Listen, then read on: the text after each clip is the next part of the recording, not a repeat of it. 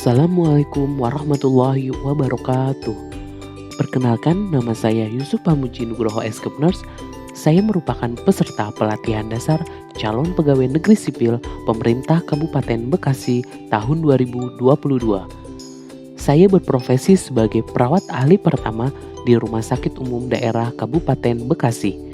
Pada kesempatan ini, saya akan mempersembahkan video analis isu dan gagasan kreatif mewujudkan smart governance. Selamat menyaksikan. Dalam menganalisis isu dan gagasan kreatif, langkah-langkah pemecahan masalah yang pertama, identifikasi beberapa isu atau masalah. Kedua, menemukan isu prioritas dengan menggunakan tapisan isu. Ketiga, analis isu. 4. Menemukan alternatif atau solusi pemecahan dengan menggunakan analis fishbone. 5. Kesimpulan atau gagasan kreatif. Identifikasi isu. Isu permasalahan yang terdapat di Rumah Sakit Umum Daerah Kabupaten Bekasi. 1. Belum optimalnya komunikasi efektif perawat menggunakan format SBAR. 2. Belum optimalnya timbang terima keperawatan sesuai standar operasional SPO. 3. Kurangnya edukasi tentang etika batuk untuk pasien dan keluarga pasien. 4. Belum optimalnya pemberian informasi praoperasi pada pasien. 5. Rendahnya kepatuhan perawat dalam melakukan hand hygiene sebelum dan sesudah melakukan tindakan keperawatan. 6.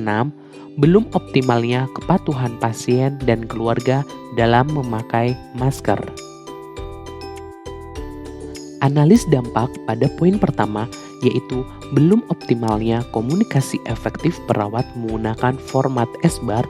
Dampaknya adalah 1. Membahayakan keselamatan pasien dalam melakukan pelayanan kesehatan. 2. Meningkatkan risiko kesalahan dalam pemberian pelayanan. 3. Pemulihan pasien menjadi terlambat. 4. Tidak tercapainya visi misi Rumah Sakit Umum Daerah Kabupaten Bekasi.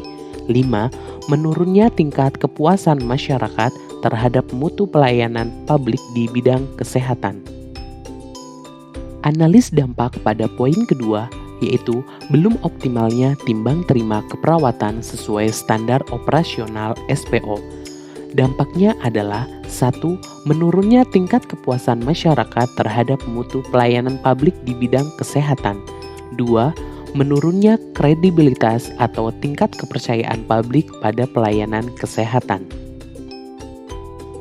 Analis dampak pada poin ketiga, kurangnya edukasi tentang etika batuk untuk pasien dan keluarga pasien. Dampaknya adalah dapat menularkan berbagai jenis penyakit kepada orang lain yang bisa membahayakan kesehatannya.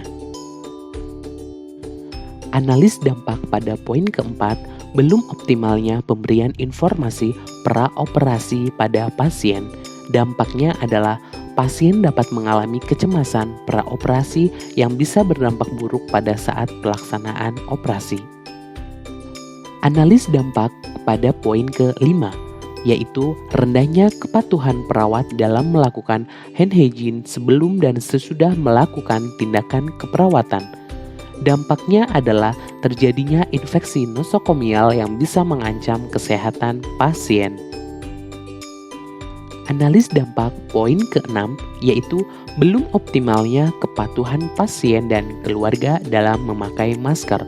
Dampaknya adalah terjadinya penyebaran virus COVID-19 dan semakin mudah terpapar oleh berbagai jenis penyakit. Tahap yang kedua, yaitu tapisan isu. Pada tahap ini, saya menggunakan metode USG, yaitu Urgency, Seriousness, and Growth. Pada tahap ini, caranya yaitu dengan menentukan tingkat urgensi, keseriusan, dan perkembangan isu dengan menentukan skala nilai 1-5. Isu yang memiliki total skor tertinggi merupakan isu prioritas.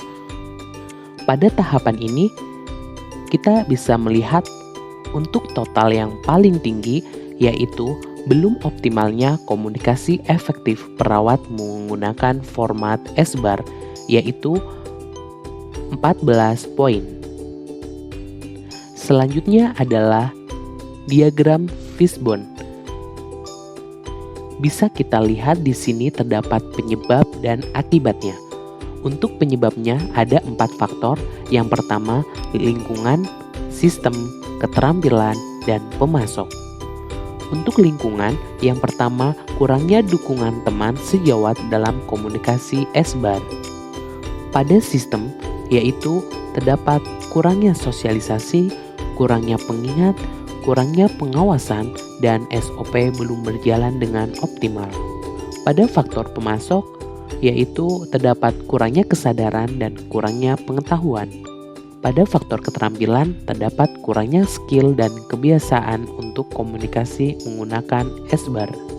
Dari penyebab yang di atas, kita dapat menemukan suatu akibat, yaitu belum optimalnya komunikasi efektif perawat menggunakan format S-bar.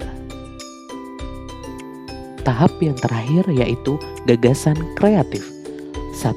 Melakukan kegiatan sosialisasi kepada perawat tentang metode komunikasi efektif menggunakan S-bar. 2. Membuat poster atau banner komunikasi efektif menggunakan teknik S-bar. 3. Membentuk tim kerja kegiatan sosialisasi. 4. Melakukan monitoring dan evaluasi peningkatan komunikasi efektif menggunakan teknik S-bar.